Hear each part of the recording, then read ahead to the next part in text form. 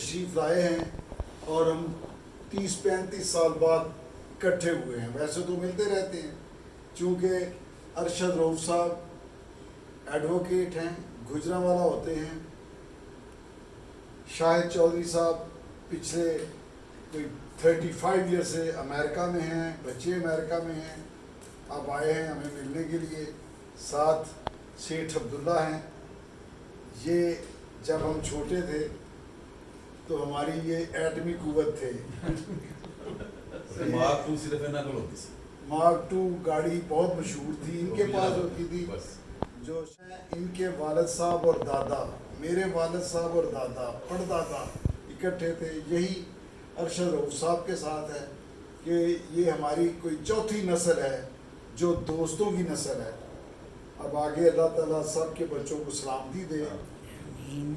تو میں نے سوچا کہ آج کے ولاگ میں میں اپنے دوستوں کا انٹروڈیوس کرواؤں اور اس جو مجھے جس نے مجھے میرا دل خوش کیا میں وہ ایونٹ آپ کے ساتھ شیئر کروں. اب اس کے بعد پھر معمول کا ولاگ ہوگا. تب تک کے لیے مجھے اجازت دیں, آتا ہوں. بسم اللہ الرحمن الرحیم. السلام علیکم ناظرین, میں ہوں آصف عنایت اور ابھی آپ سے اپنے دوستوں کی ملاقات کروائی. شاہد چودھری, سیٹھ عبداللہ, ارشد رؤف صاحب, ان سب سے ملاقات یہ 35 سال کے بعد ملاقات ہوئی, جو میں نے سوچا کہ چلیں اس کی بھی ایک وہ یادگار بن جائے اور آپ سے انٹروڈیوس کروا دوں. یہ سب لا گریجویٹ ہیں اور ایک امریکہ میں پریکٹس کرتے ہیں اور باقی 2 گجرانوالہ میں. آج کے ولاگ میں تھوڑا سا پس منظر میں جاؤں گا کہ یہ میں بات کرنے کا کیوں حقدار ہوں یا کیوں کر رہا ہوں. 1983 میں نے گریجویشن کی, لا گریجویٹ ہوا government college, Punjab university law college سے, اور پھر 86 کے اراؤنڈ ہائی کورٹ میں ایز اے لائر انرول ہوا, باقاعدہ وکالت شروع کر دی. پھر امریکہ چلا گیا, کالج آف اسٹیٹن آئی لینڈ میں, ادھر سٹی کالج بھی اس کو بولتے ہیں, اس میں کرمنل جسٹس کی ایک انہوں نے فیکلٹی بنائی ہوئی ہے جس میں کرمنالٹی میں ڈپلوما دیتے تھے. 4 سیمیسٹر تھے, 3 کر لیے کہ والد صاحب کو یہ بتانے کے لیے کہ جی میں اب فلوریڈا جا رہا ہوں. پھر بہرحال وہ ایک الگ کہانی ہے, تو مجھے واپس آنا پڑا. مس کرتا تھا, اس کے بعد کوشش کی, نہ جا سکا. پھر 94 تک یہ گجرانوالہ میں وکالت کا سلسلہ ہی رہا. 89 میں ہائی کورٹ میں لائف ممبر بن گیا, ہائی کورٹ بار کا لائف ممبر بن گیا.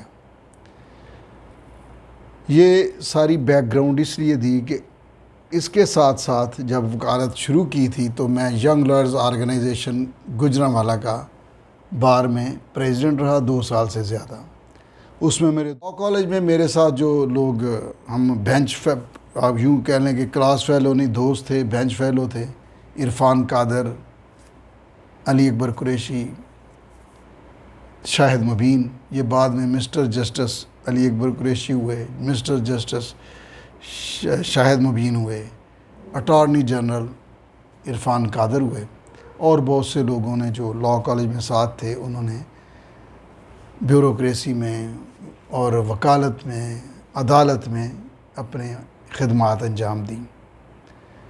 میں جب وکالت شروع کی تو اس کے ساتھ ساتھ MRD جو ضیاء الحق کے دور میں ڈیموکریسی کو بحال کرنے کے لیے تحریک تھی, اس کا کنوینر تھا.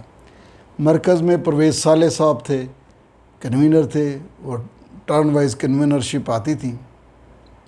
پرویز صاحب میرا خیال ہے 14 بار سے زیادہ دفعہ شاہی قلعہ جیلیں دیکھ چکے ہیں اور اپنی ساری جائیداد سیاست پر ہی لگا چکے ہیں. تو جب دوستوں نے, میاں افضل صاحب نے کہا کہ اب آپ کی سیاست جو ہے وہ شاید ہم پہ بھی اثر انداز ہو, تو بہرحال وہ سیدھا تو نہیں کہا، جو سیدھا کہا انہوں نے کہا کہ مقصود بھٹ صاحب جو میرے بڑے بھائیوں کے کلاس فیلو تھے، میرے لیے بڑے بھائیوں کی طرح تھے اور بڑی پرومیننٹ فگر ہیں، آج کل روزنامہ جنگ میں وہ کام کرتے ہیں، ان کو پریزیڈنٹ بناتے ہیں۔ تو حلف وفاداری جب ہوئی تو اس میں یہ گوجرانوالہ میں پہلی بار جناح ہال میں اتنی بڑی تقریب ہوئی، جسٹس تنویر صاحب، جسٹس عبد المجید ٹوانا صاحب اور سب سے بڑھ کر سردار اقبال موکل۔ الحمدللہ لاء کالج میں جو سب سے ینگسٹ لاء گریجویٹ ہوئے ہیں ان میں آج بھی میرا نام موجود ہے۔ تو یہ سب میرے لیے ایک قابل فخر بھی ہے اور میں اللہ کے سامنے عجز کے ساتھ شکر گزار بھی ہوں کہ اس میرے پروردگار نے ہمیشہ سچ لکھنے، سچ کہنے کی توفیق دی۔ 2008 سے میں نے کالم نگاری شروع کی اور تب ہفتے 10 دن کے بعد پھر 2012 کے بعد ریگولرلی میرے کالم اخباروں میں، اور یہ آج کل میرا خیال ہے کوئی 2015 کے بعد سے 15-16 کے بعد سے نئی بات میں تسلسل کے ساتھ شائع ہو رہے ہیں۔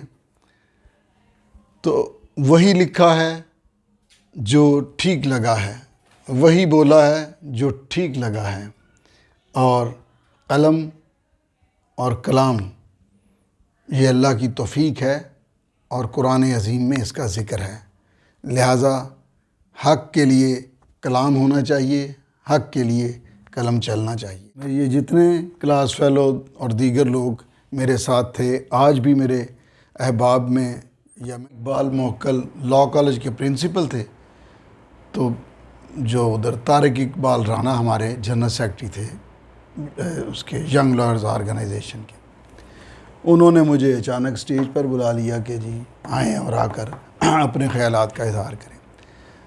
جب میں سٹیج پر آیا تو وہ بہت بڑے لوگ بیٹھے ہوئے تھے، ان کے سامنے ینگ لائرز کی کوئی حیثیت نہیں تھی۔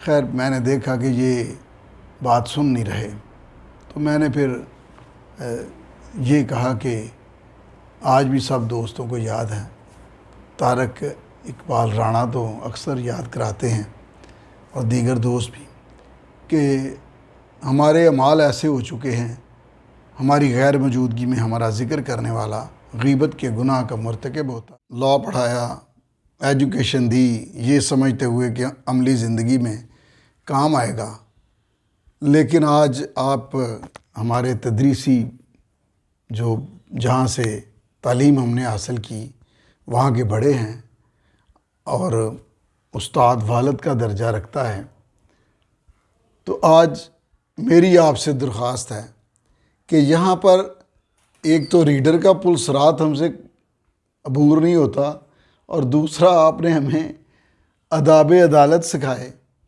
قانون پڑھایا، لیکن اب آپ میری درخواست پر ایک پیریڈ کا اضافہ کیجئے سر، اس پیریڈ میں آداب ریٹائرنگ روم بھی سکھائے جائیں، کیونکہ ہم بالکل واقف نہیں ہیں آداب ریٹائرنگ روم کیا ہوتے ہیں۔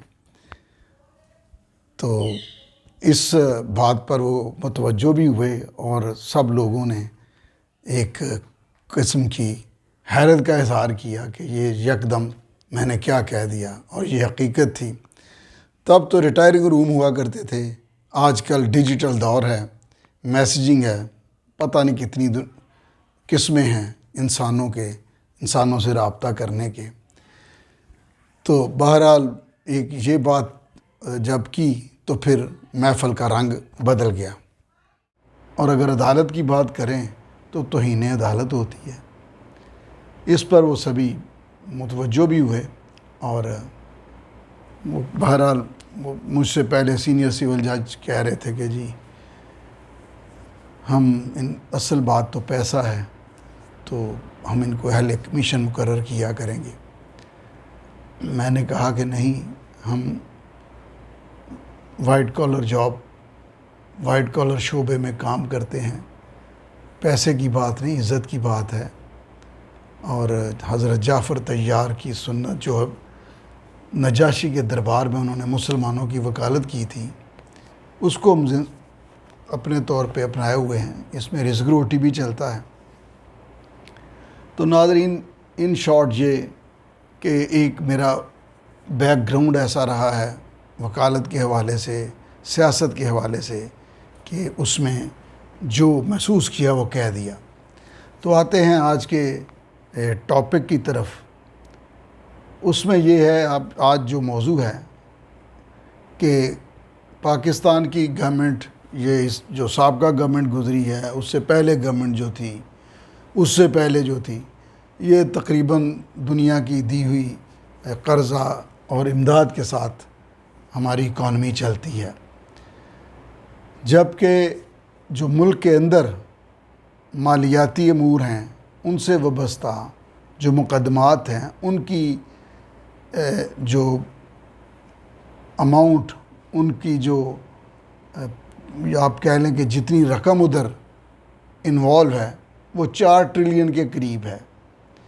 اس میں مختلف عدالتیں ہیں، ان میں 60,000 سے زائد مقدمات تو صرف کسٹم ٹریبیونل اور IR ٹریبیونل میں ہیں.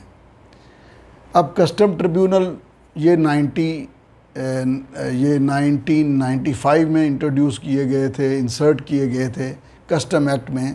سیکشن 194 انسرٹ کیا گیا تھا. ورنہ اس سے پہلے جو ہیڈ آف دا ڈپارٹمنٹ ہوتا تھا، کمشنر یا کلیکٹر صاحب، ان کے فیصلے کے خلاف اپیل ممبر CBR جوڈیشل کے پاس جاتی تھی، اور اس کے بعد اپیل ہائی کورٹ میں ہوا کرتی تھی. اپیل، ریفرنس نہیں. اب ان ہیڈ آف دا ڈپارٹمنٹ کے خلاف یا ایڈجوڈیکیٹنگ اتھارٹی کے خلاف اپیل جو ہے، ان کے فیصلے کے خلاف اپیل کسٹم ٹریبیونل میں، IR ٹریبیونل میں ہوتی ہے، اور اس کے فیصلے کے خلاف ریفرنس دائر ہوتا ہے ہائی کورٹ میں، جس کا بہت تھوڑا سکوپ ہے. تو دیکھا گیا ہے کہ وکلاء صاحبان میں سے پہلے 2 سال کے لیے آتے تھے، سابقہ حکومت نے 3 سال کے لیے کر دیے. سابقہ حکومت نے 3 سال کے لیے ان کا کنٹریکٹ کر دیا، یہ ممبر ٹریبیونل جوڈیشل کا. اور جو ممبر ٹیکنیکل ہیں وہ ڈپارٹمنٹ سے آتے ہیں. اب بھی ایسی پریکٹس ہے. ان میں زیادہ تر لوگ جو ہیں وہ ہوتے ہیں جن کا نوکری کا آخری ٹینیور چل رہا ہوتا ہے.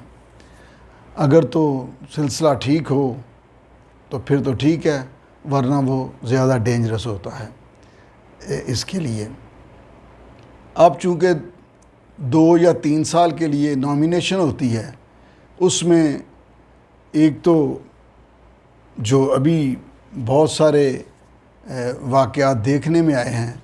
میرے ایک دوست جو کہ ٹریبیونل میں ہی ملازمت کرتے ہیں، وہ کہتے ہیں کہ ایسا غدر میں نے نہیں دیکھا جو چند ماہ سے دیکھ رہا ہوں.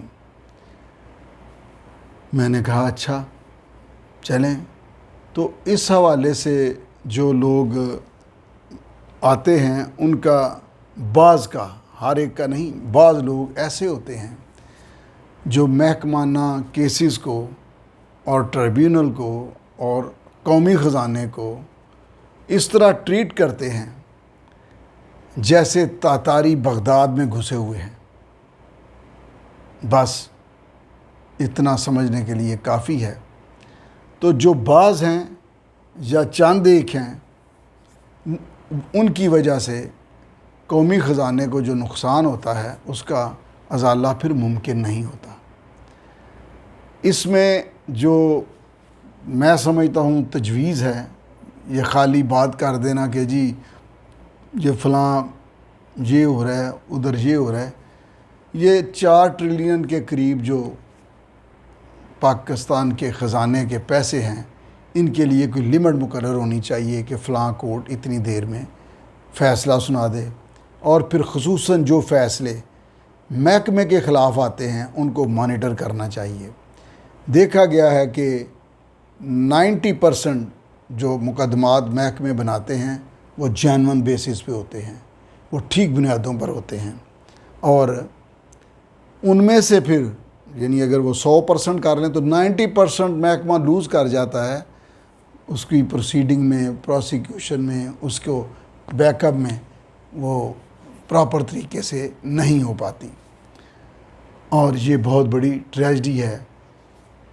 اور یہ بھی ساتھ ساتھ دیکھا گیا ہے کہ جن کیسز میں، مالیاتی کیسز میں، جو پرائیویٹ فریق ہے، امپورٹر ہیں، ایکسپورٹر ہیں، بزنس مین ہیں، وہ اگر سیدھا ہائی کورٹ میں اپیل کرتے ہیں تو وہاں پر 95% قومی خزانہ جو ہے اس کو تحفظ مل جاتا ہے، جبکہ ٹریبیونلز میں ایسی صورتحال نہیں ہے۔ اول تو یہ ٹریبیونلز میں جو نامینیشن ہے، ٹھیک ہے، ٹیکنیکلٹیز ہوتی ہیں، یہ دیگر عدالتیں جو ہیں ادھر بھی حاضر ڈیوٹی سیشن ججز جو ہیں، ڈسٹرکٹ اینڈ سیشن ججز، وہ ڈیوٹی کرتے ہیں، وہ فرائض انجام دیتے ہیں۔ تو کسٹم ٹریبیونل میں بھی حاضر ڈیوٹی ڈسٹرکٹ اینڈ سیشن جج جو ہیں ان کو تعینات کیا جانا چاہیے، تاکہ قومی خزانہ جو ہے وہ ایک محفوظ ہاتھوں میں رہے۔ اور اگر ممبر ٹیکنیکل کی ضرورت ہے تو وہ کوئی نہیں محکمے سے بہتر جانتا کہ کس کی کیا ریپوٹیشن ہے۔ اور یہ سب کوئی اس وجہ سے نہیں بات کر رہا میں کہ کوئی مجھے ذاتی طور پر کوئی پرابلم ہے۔ وکلا کا ایڈیشنل اینڈ ڈسٹرکٹ سیشن ججز کے کوٹا میں اضافہ ہونا چاہیے، اور یہ سگنیفیکنٹ اضافہ ہونا چاہیے۔ اور پھر ایسے ٹریبیونلز جو کورٹ کہلاتے ہیں، جن کے فیصلے ہائی کورٹ میں چیلنج ہوتے ہیں، وہاں پر سیشن ججز، ڈسٹرکٹ ججز، ان کی تعیناتیاں ہونی چاہیے۔ اول تو ڈپارٹمنٹ کا وہ جو ایڈجوڈیکیشن ہے وہی عدلیہ کو کرنی چاہیے، اور چونکہ یہ قانون سازی ہے، یہ پارلیمنٹ کا کام ہے، کوئی بندہ پرپوزل دے سکتا ہے، ہو سکتا ہے کہ مجھے ایک اور وی لاگ کرنا پڑے رائے آنے کے بعد، کیونکہ میرے دوست جو میرے ساتھ لاء کالج میں مجھ سے سینئر تھے وہ بھی اسی شعبہ میں ہیں، اور جو اب ہیں وہ بھی اسی شعبہ میں ہیں، وکالت کے شعبہ میں، تو وہ کوئی بہتر تجویز دے سکتے ہیں۔ یہ جو کسٹم ٹریبیونل کے حوالے سے اب یہ نہیں کہ سبھی لوگ، چند ایک لوگ، اور یہ چند ایک ہمیشہ ہی رہے ہیں۔ اب کوئی کہے گا کہ جی اگر آپ حاضر سروس ججز لیتے ہیں، ڈسٹرکٹ اینڈ سیشن ججز، تو پھر نہیں، ایسا نہیں ہوتا۔ جو پرماننٹ کسی کی اسائنمنٹ ہوتی ہے کسی ڈپارٹمنٹ میں، وہ بیوروکریسی میں ہو، کہیں بھی ہو، وہ بندہ کچھ اور طریقے سے ٹریٹ کرتا ہے، کچھ اور طریقے سے بیہیو کرتا ہے، اور جو کنٹریکٹ پہ آتا ہے 2 سال کے لیے، 3 سال کے لیے، اس کا مختلف بیہیویئر ہوتا ہے، کنڈکٹ مختلف ہوتا ہے۔ اور بہت اچھے لوگ بھی دیکھے گئے، چھوٹے سے کنٹریکٹ 2-3 سال کے کنٹریکٹ میں انہوں نے بہت اچھا ڈیلیور کیا، اور ادروائز بھی دیکھے گئے۔ تو لہٰذا میں سمجھتا ہوں کہ کسٹم ٹریبیونل کے کسی بھی فیصلے کے خلاف ریفرنس نہیں، ہائی کورٹ میں اپیل ہونا چاہیے، اور اس سے 1 سٹیپ اگر بیک جائیں تو محکمہ کے ہیڈ آف دا ڈپارٹمنٹ کے فیصلے کے خلاف اپیل سیدھی ہائی کورٹ میں جانا چاہیے۔ یہ میں تھوڑا آپ کو لگے گا کہ کنفیوز کر رہا ہوں، یہ پرپوزلز ہیں، یا ڈپارٹمنٹ کا جو ایڈجوڈیکیشن ہے وہی جوڈیشری کرے، یا ڈپارٹمنٹ کی جو اپیل ہے وہ سیدھی ہائی کورٹ میں جائے، ڈپارٹمنٹ کے فیصلے کے خلاف جو اپیل ہے وہ سیدھی ہائی کورٹ میں جائے، تاکہ اس میں ایک لارجر سکوپ ہوتا ہے، ریفرنس میں لارجر سکوپ نہیں ہوتا۔ اور اگر یہ بہت بوجھ بڑھ گیا اعلیٰ عدلیہ کا، تو اگر انہوں نے سوچا قانون سازی کے وقت کے پیٹی قسم کے جو چھوٹے یہ ٹیکنیکلٹیز کے کیسز جو ہیں یہ نیچے ہی ان کو سولو کر لیا جائے، تو پھر پرپوزل یہ ہے کہ یہاں پر ڈسٹرکٹ اینڈ سیشن ججز کو تعینات کیا جائے اور پروڈنٹ قسم کے جو ٹیکنوکریٹس ہیں فرام دا کنسرن ڈپارٹمنٹ وہ لیے جائیں۔